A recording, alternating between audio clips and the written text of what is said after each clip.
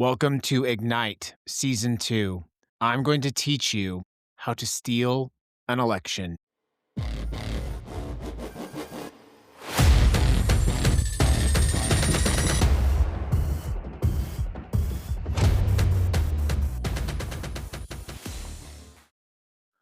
Welcome to Ignite Season 2. This is Episode 1. I wrapped up Season 1 of Ignite, Fighting Fascism in the Age of Its Rise. And if I'm being quite honest with you, there was a part of me which would have been quite confident and happy simply ending this project there. I feel that I contributed a substantial amount to this time in history. We are, after all, only the products of our imaginations, our toil, and our soul. We have short time on this planet, and it is what we do that matters, what we do with that precious short time. Seeing the ascent and rise of Christian nationalist fascism in the United States of America has been frightening, challenging, rage-inducing, and by starting and creating Ignite, Fighting Fascism in the Age of Its Rise, I feel very confident in my ability and my efforts to do all that I can and everything that I can to fight this oncoming wave of fascism. We have equipped thousands of people with essential knowledge and tools to better understand how their government works and to better understand how they can make an impact. And as I said, for a significant period of time, I considered ending the project with Season 1. It really was something I'm proud of. But then, 2026.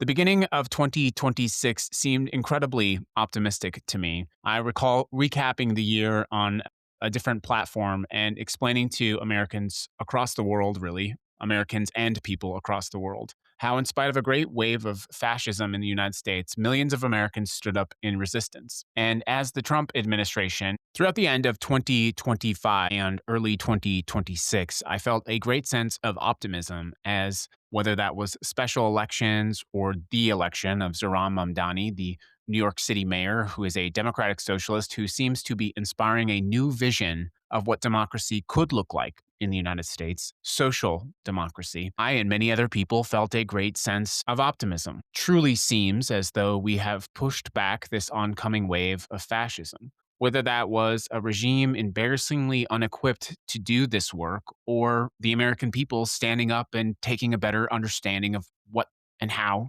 to take control of their own governance. Then, on January 3rd, 2026, that idea, that optimism, and that hope was challenged. And for some, it was shattered. This, of course, when the United States of America conducted a military operation in Caracas, Venezuela, entering the capital city of Venezuela and abducting the president Maduro on alleged charges of narco-terrorism, flying the president back to the United States of America.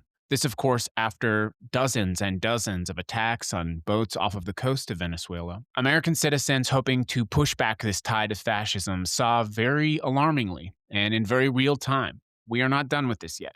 The fascists control the government, they control the military, they're beginning to control the media, and for now, they are in control of the narrative. With all these things, the great sense of optimism and hope, the sense of joy that I saw among those of us listening to Ignite or around and in my community seemed imminently threatened. People seemed candidly scared.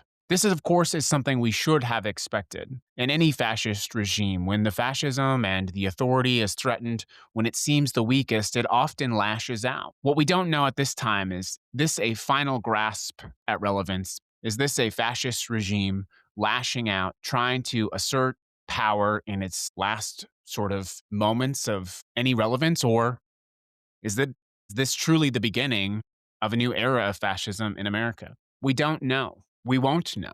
So we must prepare. I try always when recording Ignite to have a broader historical view, but I can't ignore the very real and very present situation that we find ourselves in, and especially how deeply the American media infrastructure has ignored what is happening or is certainly afraid of this president and this administration. As I read news stories of what happened in Venezuela, gone are the sort of open challenges and questions of what is clearly an unconstitutional act, what is a brazen and horrific assault on international norms, but most importantly, what could very well disrupt the global world order. I see headlines like Trump's new U.S. mission statement, strength, force, power. I see headlines like the surprising US plan in Venezuela comes with huge risks for Trump. These are sort of fluff pieces. These are sort of the safest possible way for the media to barely touch on the actual reality of what is happening in this country.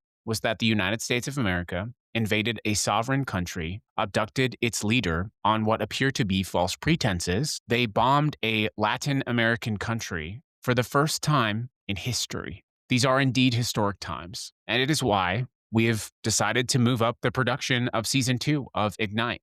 But that is not all that we are doing. Before I get into episode 1, I have to be vulnerable with you and a little bit honest. I grew up experiencing a great deal of chaos and violence and abuse as a child. And like most children who experience that, I did not learn how to properly advocate for myself or how to make asks of things that I need. And so, before we get into season 2 and episode 1, I need to make a humble ask of you. Number 1, I need you to help me spread this as wide and as far as possible. I need this to become a ferocious mission for you. I believe in what we're doing. I know that other people believe in what we're doing. And it is this belief which gives me great hope, great, measurable, powerful hope. I started 2024 feeling small, feeling defeated by this fascism. But I entered 2026 feeling enormously powerful, that we are making a dent and that we are building community to push back. I spoke earlier of the ruptured, fractured, and honestly disappointing media infrastructure in the United States of America. But I haven't told you yet what I've done about it. In addition to this podcast, Ignite, Fighting Fascism in the Age of Its Rise, I have also launched a daily news show called The Ignition. The similarity in name is not just obvious, but it is intentional. It is by spreading truth and accurate information to our friends, family, and across the world that we better equip ourselves to deal with what is actually happening. Millions of Americans simply aren't paying attention, and it is not because they don't want to pay attention, but they have deliberately chosen to be uninformed so that they do not have to make difficult decisions about their future. We have run out of time for this to be a luxury of choice, and we must act. So I have launched the Ignition News, a daily news show, which is hosted here on Spotify. And I have to ask you to help me spread that as much and as far as you possibly can. I believe in what we are doing. I believe in this mission. And I believe that by better informing people not only of how they can fight fascism, but about how fascism shows up every day in their life, we have our best shot at being victorious. I believe this, and I'm asking you to believe this as well. So please, widely, deeply, passionately share this season 2 of Ignite and participate in and educate people about what is happening by telling them about the Ignition News. Now, before I get on to season 2, I want to just tell you one last thing. One of the seminal works of humanity and hope through fascism is a book by Viktor Frankl called Man's Search for Meaning. We're going to explore some elements of that book in season 2 of Ignite. But for today, I have just one quote that I think you need to hear. We can discover meaning in life in 3 different ways. Number 1, by creating a work or doing a deed. Number 2, by experiencing something or encountering someone. And 3, by the attitude we take towards unavoidable suffering. I shared with you many reasons why I chose to continue season 2 of Ignite, but it is those 3 things, those 3 philosophies that give me great hope right now. I know that I have created this project. I know that I have connected with the experience of becoming a better man because of it. I know that I have connected with so many of you deeply, personally. And I know that I can choose optimism in a time of great suffering. And not only can I choose optimism, but I can find those in great despair, offer my hand, and pull them out to resist. Now, let us get on with season 2, episode 1, Ignite. Episode 1, How to Steal an Election. With everything that I just discussed in the sort of pre-launch to Ignite, one of the remaining questions and remaining toolkits at our disposal is how do we get out of this? Clearly, the answer is by electing people who don't believe in fascism. Yet, as we enter 2026 and what we would call the midterms, there are great questions about whether or not, number 1, these elections will happen. Number 2, what influence the United States government and specifically the president of the United States will leverage on those elections. Number 3, how difficult will they make it for us to participate in these elections? And number 4, how can we trust the results and outcome? These are all fair, legitimate, honest questions. There is a massive infrastructure in the billionaire controlled media and internet app ecosystem, which makes it very difficult to discuss these things. Indeed, any discussion of elections or election fraud or electioneering or pressure from the President of the United States are often censored on some of the most far reaching media platforms. Throughout 2024, the end of 2024, and early 2025, discussions of people having questions about the 2024 election were automatically, algorithmically censored and filtered. Indeed, I have no idea if this episode itself will be filtered, censored, or sort of disappeared from the ecosystem. And to be very clear, I am not going to be discussing fraud in previous elections, but I am going to acknowledge that many, if not most Americans, have grave concerns about the integrity of the federal election system, knowing that the United States president is openly discussing running for a third term, something which he is constitutionally prohibited from doing, but which even a Supreme Court Justice, Amy Coney Barrett, is refusing to say out loud. You may remember, of course, that part of the work we did in Ignite Season 1 was to openly challenge the local election officials, in my case, the Secretary of State of Nevada, to openly suggest and to openly clarify that they would not allow certification of the candidacy of a president to run a third term in their state. I wish I could tell you I had good updates there, but for now, all I can tell you is that the fight continues. Nevada's Secretary of State has so far refused to address this matter, but that does not mean that we are not giving up. And so, even though we are not sure at this time what an election outcome might look like, we have only one choice: to move forward. I'm going to teach you in this episode, as briefly as possible, how to steal an election. Not by doing fraud or anything illegal, not with any sort of conspiracy theory nonsense that gets thrown around. We're talking about something far more powerful, far more radical, and something completely legal. We're going to talk about how you, listening right now, can get involved at the grassroots level and steal an election away from the party establishment. We're talking about how regular people with no money and no connections and no political experience have beaten some of the most powerful Democrats in Congress. And we're going to talk about how you can do it too. This episode will largely focus on the Democratic Party establishment and their party infrastructure. That is because, for reasons I'm not going to get into today, it is the most realistic output to install people in elections who can effectively fight against fascism. But the Democratic Party establishment has built a machine viciously designed to protect itself. They have vast donor networks, they have consultant blacklists, they have control of their voter database, and primary elections scheduled at working times when people can't easily participate. They have created a system where challenging an incumbent Democrat is supposed to be impossible, and for a long time it was. But this is changing, and the tenor and tone and mood of the moment is changing. Because 2018 and 2022, a wave of grassroots candidates did the impossible. They did, in fact, beat the machine. We're going to explore how they did that, and we're going to give you tools to do the same. Talking, of course, about Alexandria Ocasio-Cortez, who was outspent 18-1, or Cori Bush, who lost by 20 points in 2018 and came back in 2020 and toppled a 52-year political dynasty. Marie Newman turned a loss into a win by building on her first campaign's infrastructure. These were not irregular flukes of the system. They were strategic victories that followed a playbook which we are going to dissect, pull apart, enhance, and deploy. I want to be very clear about why this matters. The Democratic Party is not your friend. The Democratic Party is an institution designed to maintain its own power, and that institution has repeatedly blocked progressive candidates. It has protected corporate-friendly incumbents and punished anyone who dared to change the status quo. In 2019, the DCCC, the DCCC, or the Democratic Congressional Campaign Committee, literally blacklisted any political consultant who worked with primary challengers. They said, unambiguously, if you help someone challenge a sitting Democrat, you will never work in Democratic politics again. This is a true story. But you know what?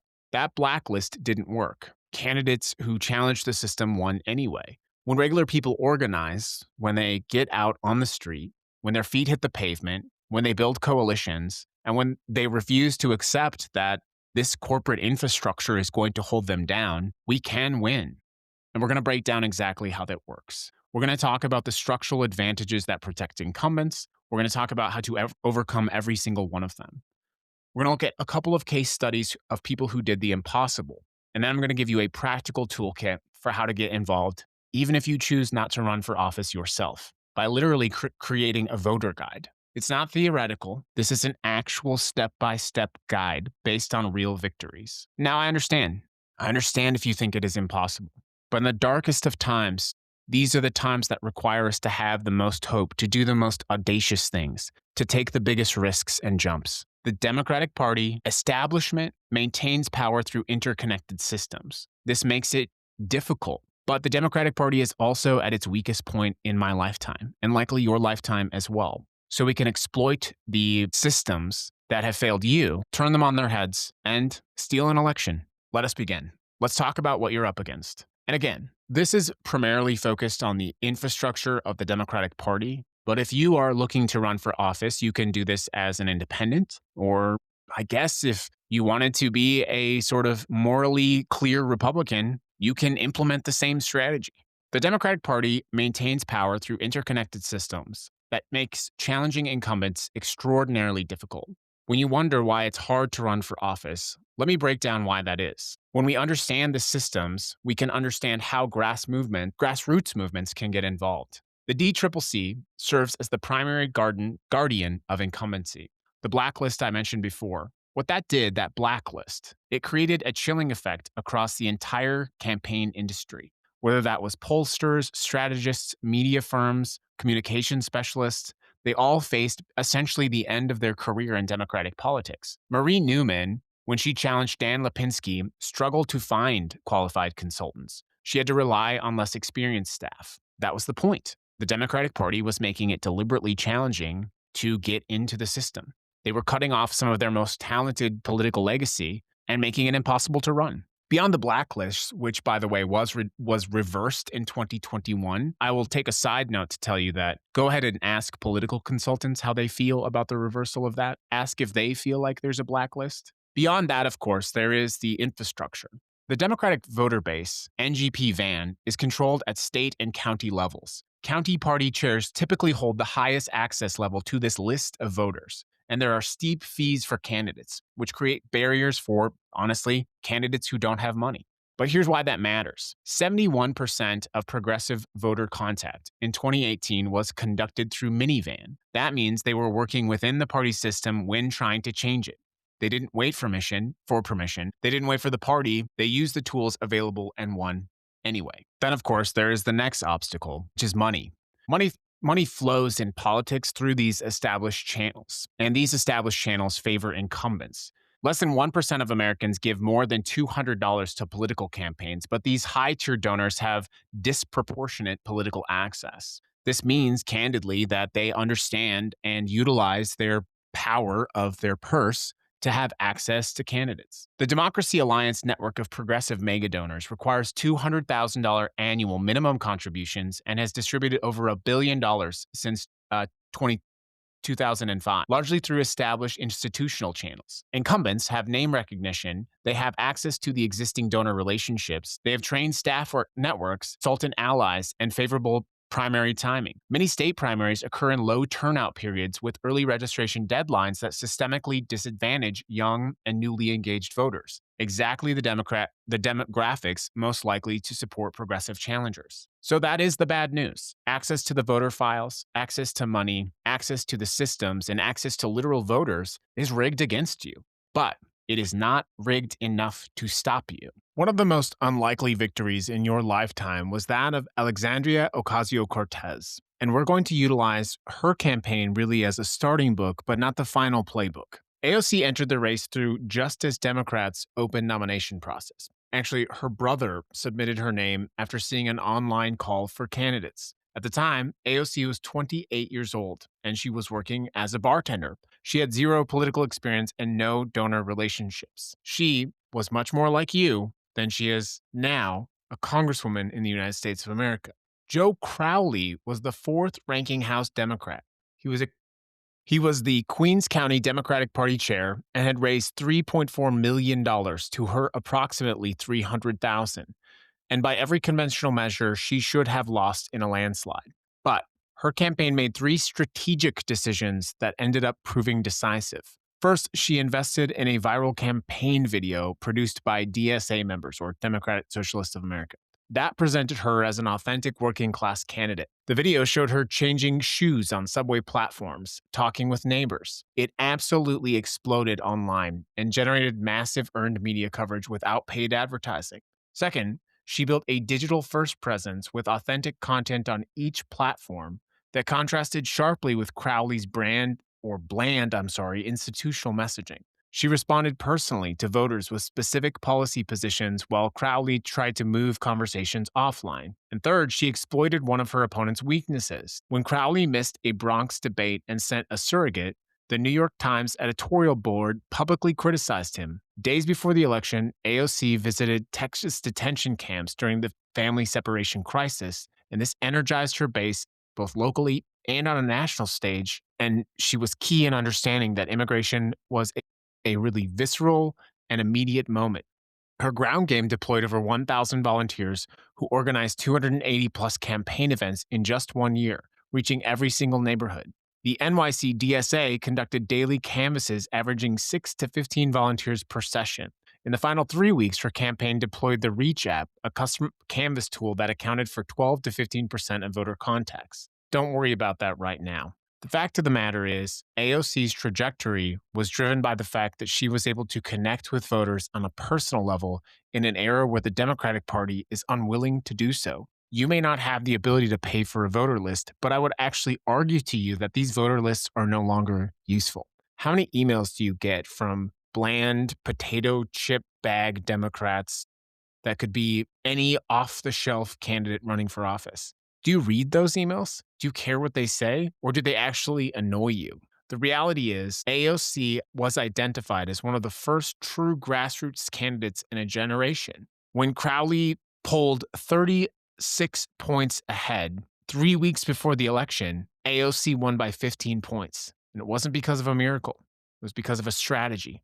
It was because she engaged on the ground. But I'm guessing if you're listening to this, you might be more familiar right now with Zohran Mamdani. So let's go back to 2020. Zohran Mamdani is 28 years old. He is working as a housing counselor in Queens. He's been a DSA member for 3 years. He's volunteered on campaigns, he has knocked on doors, he's made phone calls, and he decides to run for New York State Assembly against a 10-year incumbent. Simotas, his opponent. But I'm guessing if you're listening to this now, you're probably more familiar with Zohran Mamdani. So let's take a look at his meteoric rise and what we can learn from it. Let's go to the year 2020. Mamdani is a 28-year-old working as a housing counselor in Queens. He has been a DSA member for about 3 years. He has by now volunteered on campaigns. He's knocked on doors. He's made phone calls. He's done all those kinds of things. He decides to run for New York State Assembly against Aravella Simotas, a 10-year incumbent.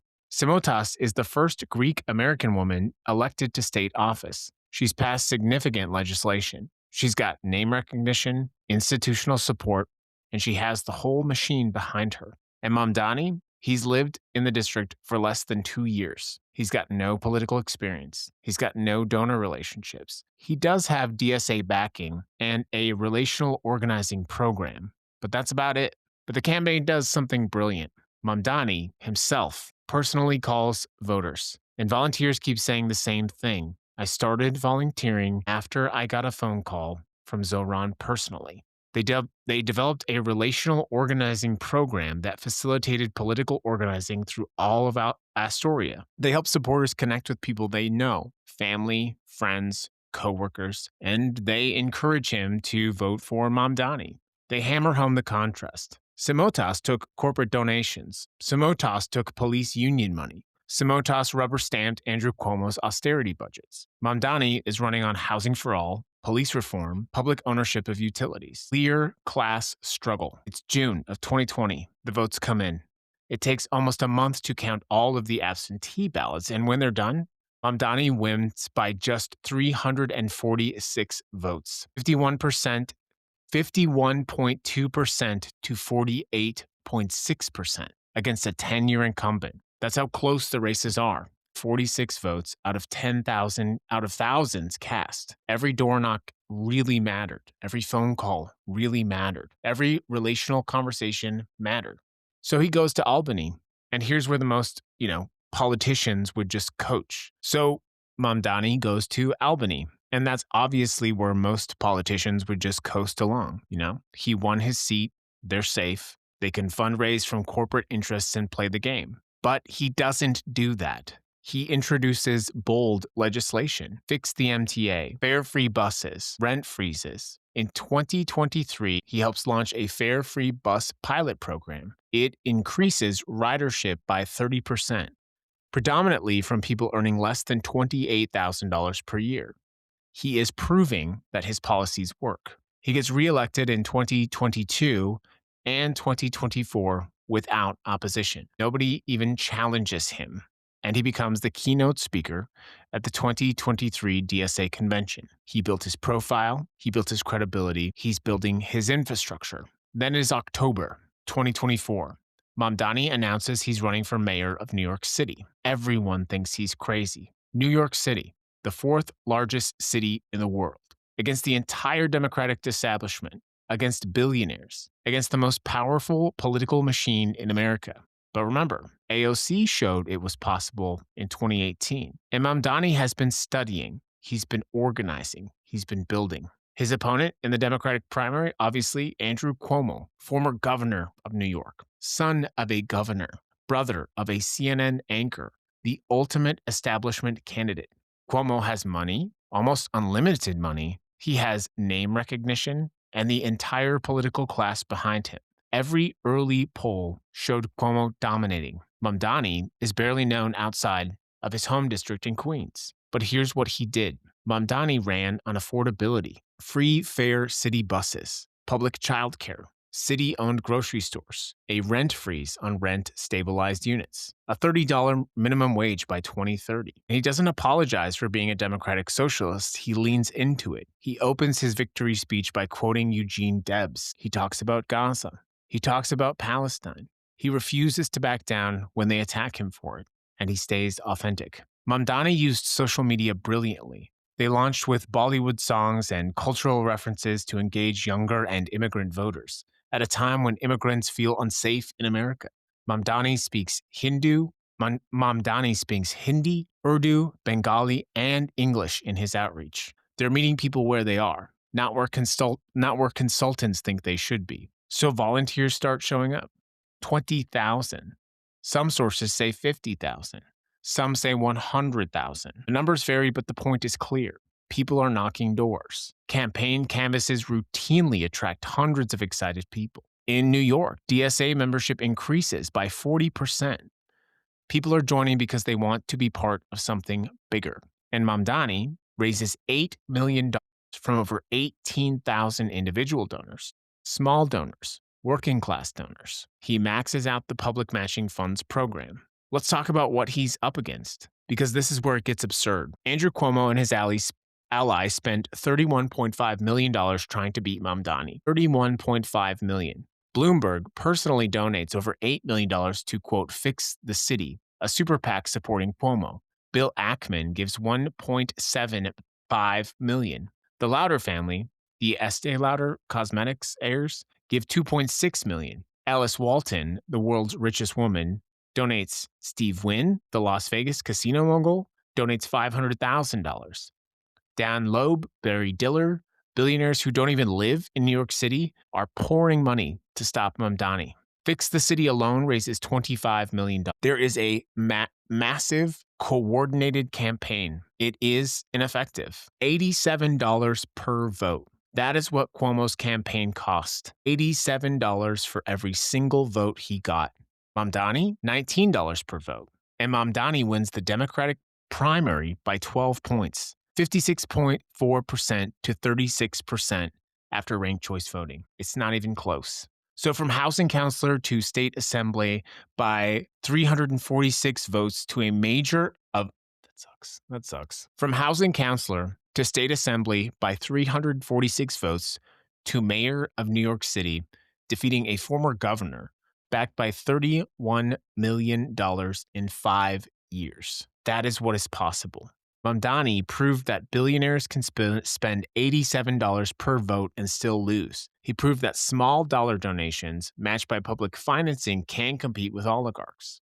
Mamdani started by winning his assembly seat by 346 votes. If 347 people had stayed home, if 347 conversations had not happened, if 347 doors had not been knocked, he never would have been in position to run for mayor. So when people tell you that they can't challenge the establishment, or they tell you that you can't compete with the billionaire, when they tell you that regular people cannot win, tell them about Mamdani. They will know who you're talking about. Tell them about the housing counselor who ran and beat a 10-year incumbent by just 346 votes, and then who became mayor of the biggest city in America just 5 years later. This is why I need you to get started now. This is why we need you to get started now. Mamdani was sworn in as mayor of New York City on January 1st, 2026. 34 years old and full of plenty of opportunity to inspire millions of people.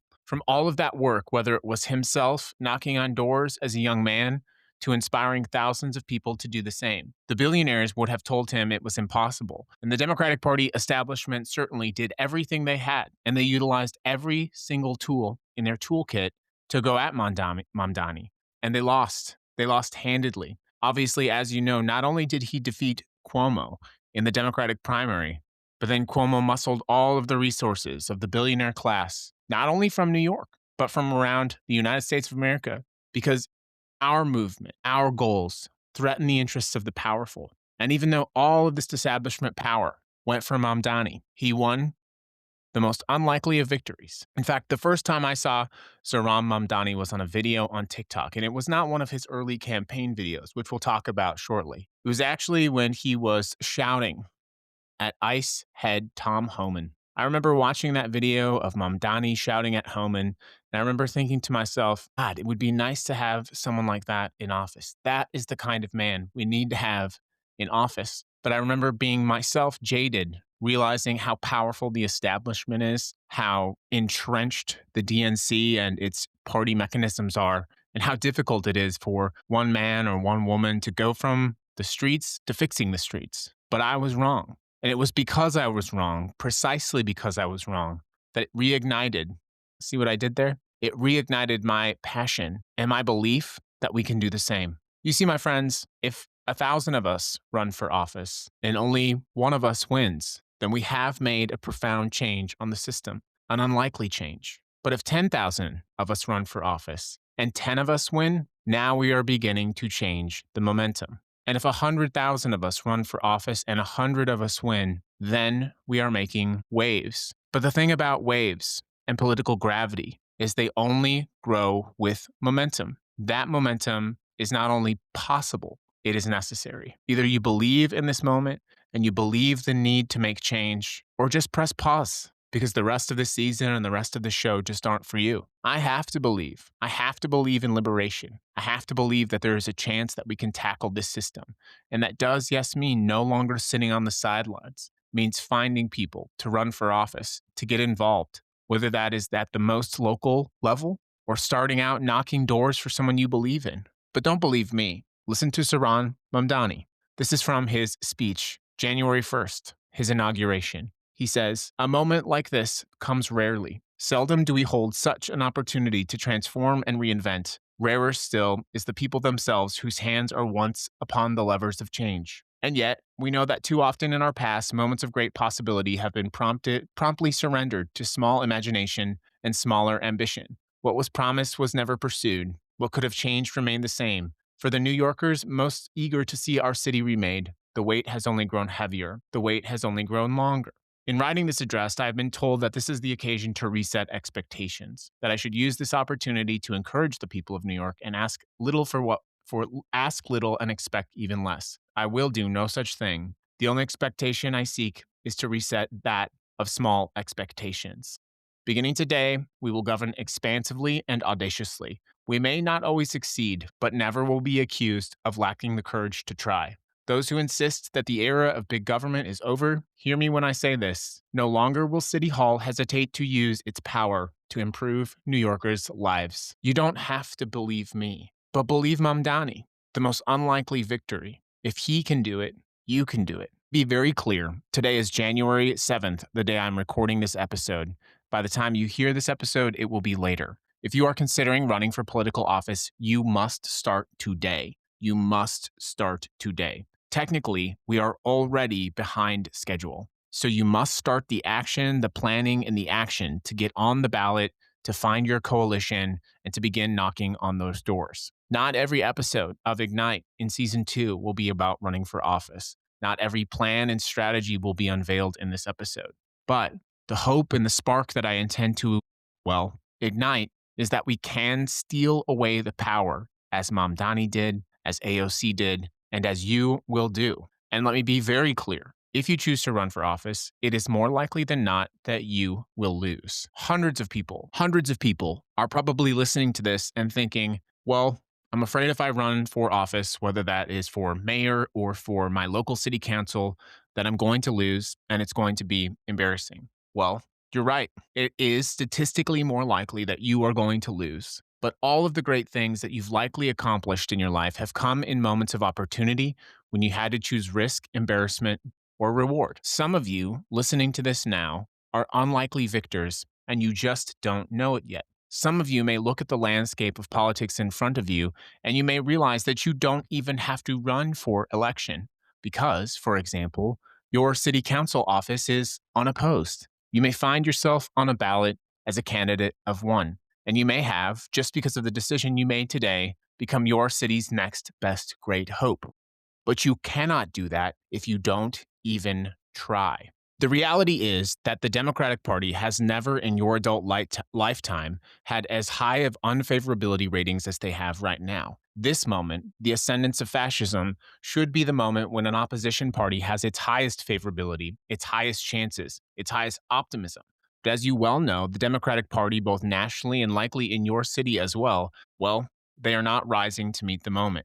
There will never be in your adult lifetime an opportunity to seize a moment like this. Never again. We will either fall to the whims of fascism or this machinery of the faulty democracy of the United States of America will hobble on and continue only to serve the interests of the very well-connected and the very wealthy. You must seize this moment, and you must seize this moment now. The reason that this episode is titled How to Steal an Election is because it is sitting on the table, ripe to be stolen, to be taken, and to utilize the tools from the past that we have learned to do exactly that. The first and most ideologically, clever strategies for taking control and power in this country is to do exactly what I just told you.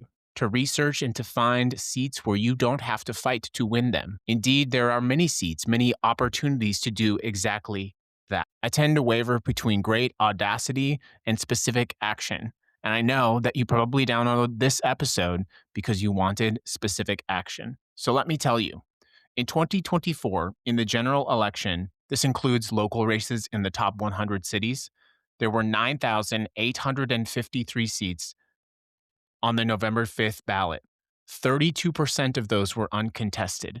That is 3,150 seats with no real choice. Ballotpedia reported 76,902 elections in 2024 with 53,485 uncontested. In my state, Nevada, with the same data set, there were 422 elections covered in 2024, and 184 of those were uncontested.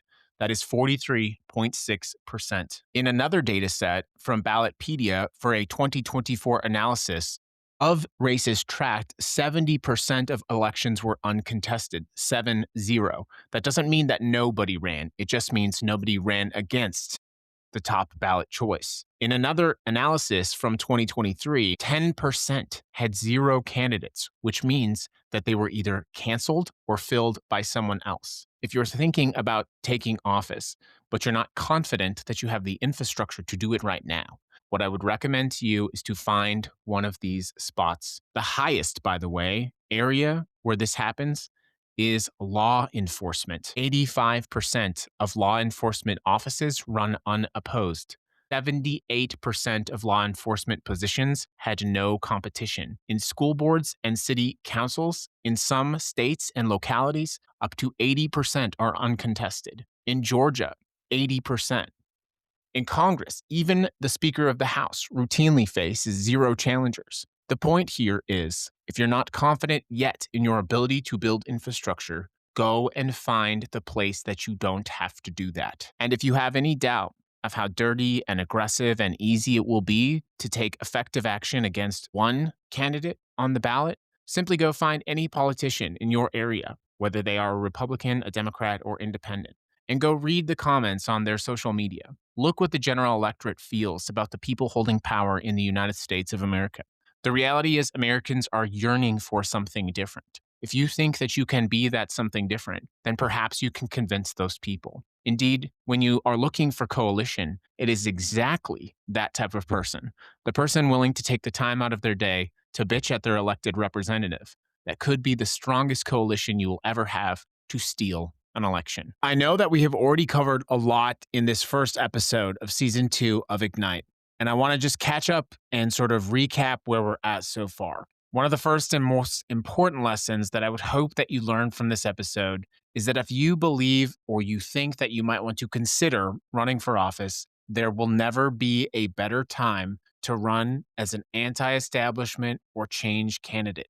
And if you're thinking about it, you should do it. If you run for office, especially for a national platform, it is more likely than not that you will lose. However, if some of us run, some of us will win. The next part, and the part that is really essential, and the reason that this episode is called How to Steal an Election, is I am giving you a direct, exact way to legally steal an election. There are thousands of uncontested elections every year or every election cycle. And specifically, as I mentioned, there are literally hundreds, if not thousands, of seats where no one runs at all. This is my specific challenge to you. The reason that they do not advertise this in the newspaper or that your local Secretary of State does not say, hey, nobody is running for this position is because in most of those instances, they already have someone that the county commissioner or the governor or whoever has that opportunity will simply appoint and put into that position. So what I want you to do is start to research and find those unopposed seats. Google unopposed seat or no candidate in your area. I understand AI is a hot topic right now, but when we're fighting fascism, we have to use all tools available to us. So use the research mode of your favorite AI program to find out which seats may not be currently contested or did not have a contested candidate before or had no candidates at all. Find those and insert yourself into the political process. Many of these positions are actually paid positions. Your new job could be at some level of your government implementing change to fight fascism. And here's what I want you to know. Stop playing fair. Stop playing nice. When you find a position, and especially a position which is uncontested, or especially a position which does not have an active candidate, do not go blasting your intentions. Most candidates or election spots have specific filing requirements. And so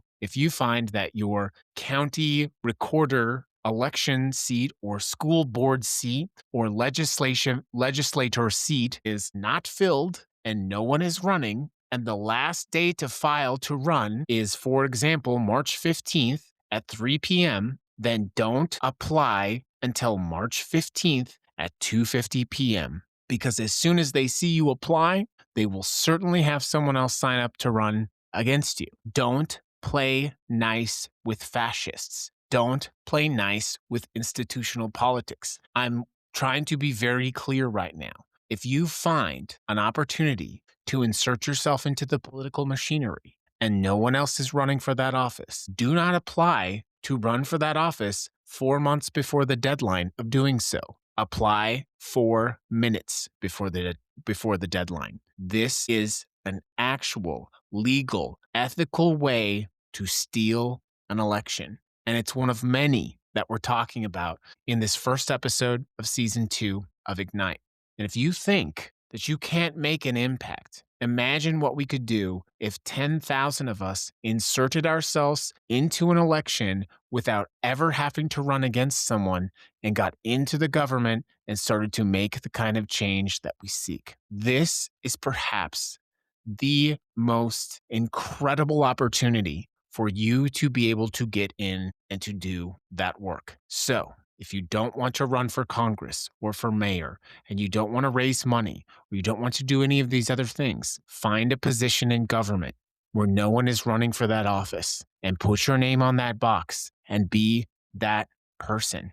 They cannot stop you from doing this, and you can be the change. So go and be the change. If you run for office, whether that is a local office or a city office or a state office or a national office, I promise you, even if you lose, you will never have a better chance at winning than you do right now.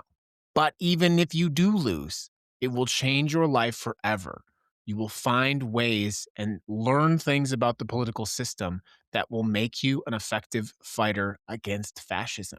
Don't delay. Don't stop. Don't hold back. The first and most viable path to taking control back and fighting fascism is to find those election seats where no one is running and to put yourself into those seats and to reclaim and take this government. The next is to find those seats which are uncontested. And uncontested means that no one is running against the nominee on the ballot. You live in a time, we live in a time when there is enormous dissatisfaction with the government. And your ability to be an anti-establishment candidate gives you a dramatic advantage in the current election, which we will talk about in future episodes of Ignite. In fact, we'll talk with candidates who are doing exactly that.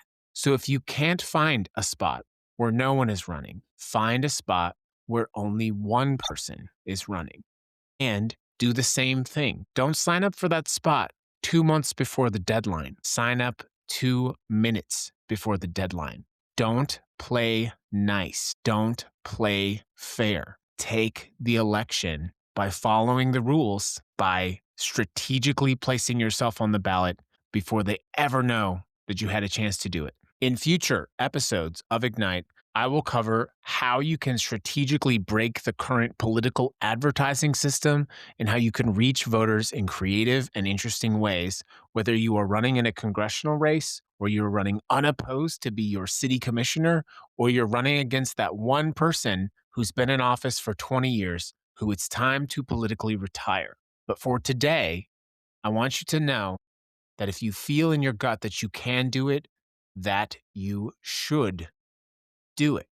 When I was preparing for this episode, when I was getting ready for Ignite Season 2, I actually did not believe the data was as specific or as dramatic as it actually is. And so I actually had to triple check the actual data. So let me once again review for you how much opportunity actually exists, what is actually out there. It is unbelievable. It is true that 70% of elections in 2024 were uncontested. That is the highest rate since 2018. And if that trend continues, it will be even higher. 70% of all open seats only have one candidate. That includes having no candidate. 10% had 0 certified candidates. That's 2,500 people at least, likely many more. If you don't think that 2,500 of us getting into various levels of government can inflict change, candidly, you are wrong. Imagine. On our show, Rebel Radio, we talk about 1,000 leaders in 1,000 different communities. Imagine what we could do with 2,500. Up to 80% of local school board, city council, and judicial elections offer voters with no real choice. Simply being the choice is an incredible advantage to you that you simply may not be aware of. I want to teach you how to steal these elections legally, ethically, simply by putting your name on a ballot, and especially when no one else decided to do the same. Also, be clear as we wrap up episode 1 of season 2 of Ignite, Fighting Fascism in the Age of Its Rise. I really thought I could put all of this into one episode, but I'm not going to be able to do that. And so, if this is exciting, if this idea of wrestling, of stealing control of your government is exciting to you, I want to let you know that we have not even scratched the surface. In the next episode of Ignite, How to Steal an Election, we're going to talk about how you can present yourself to your friends, your neighbors as a candidate, but more importantly, if not a candidate, as a trusted resource by doing things like informing, educating, and updating your neighbors on participation in election cycles that they likely have never voted in. And most importantly, how to create a voter guide, how to distribute that voter guide, and how to create your own special interest. Most people have sort of fallen into the idea that elections are determined by corrupt special interests. Be a corrupt, biased special interest. You would not believe the power that you have to convince 10 of your friends, who then can convince 10 other of their friends, who then can convince 10 other of their friends simply to follow your advice. Most people, when they vote, either check down the party line that they think at the moment they are currently in support of, or more realistically, many people just simply don't vote at all now. I'm going to teach you how to change that. And I'm going to teach you in the next episode how to steal an election. Thank you so much for finding us again on Ignite, Fighting Fascism in the Age of Its Rise. I don't know if we're going to be able to have free and fair elections for the 2026 cycle, let alone the 2028 cycle. But we must prepare now to seize this moment, whether that is 1,000 people running for office in 1,000 communities, or whether that's 10 or 100,000 or a million. If 1 million of us run for office and only 10,000 of us win, we will have completely changed the course of American history. I believe in you, and I'm asking you to believe in me. Thank you for following us here on Ignite, Fighting Fascism in the Age of Its Rise. Fascism is ascendant. It is on its rise, and it is our challenge to rise to meet the moment. We'll see you back for episode 2 of Ignite.